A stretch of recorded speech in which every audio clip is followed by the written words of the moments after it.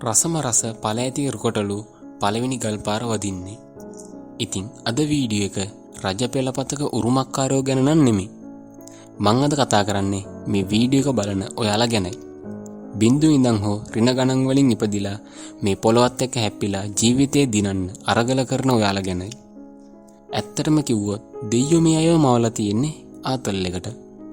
හැබැයි මෙයාලගේ දෛවය ලියන්නේ නම් මෙයාලම තමයි.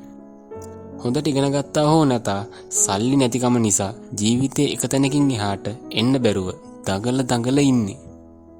හැබැයි මොන දේ වුණත් තමන්ගේ පවුල ගොඩ දාන්න ඕනේ කියන සිතුවිල්ල හදවතේ තදින්ම කොටාගෙන ඉන්නවා. ප්‍රශ්න අභියෝග එනවා. ඒ වෙලාවට පොඩ්ඩක් නිහඬව ඉඳලා එයාලා ආයෙත් මේ සෙල්ලම දිගටම කරන් යන්න පටන් ගන්නවා.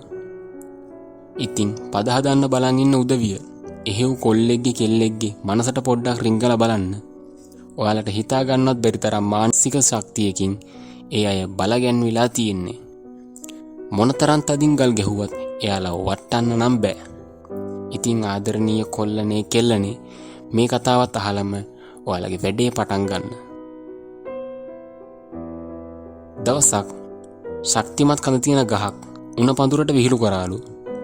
ඒත් උණ පඳුර ඒව එච්චර ගණන් අරගෙන නැහැ. දවසක් රෑ හුලං සහිත කුණාටු රාත්‍රියක්ලු. ඒත් හුළඟේ සැරෙන් බේරෙන්න උණ පඳුර එහාට මෙහාට නැමි හිටියලු. ඒත් හුළඟ නවතින පාටක් නෑ.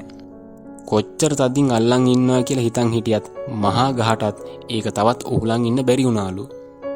පොඩ්ඩක් නැමෙන්න උත්සාහ කළත් ඒ දේ කරන්න බැරි වුණාලු. මොකද කඳ මහත වැඩි නිසා.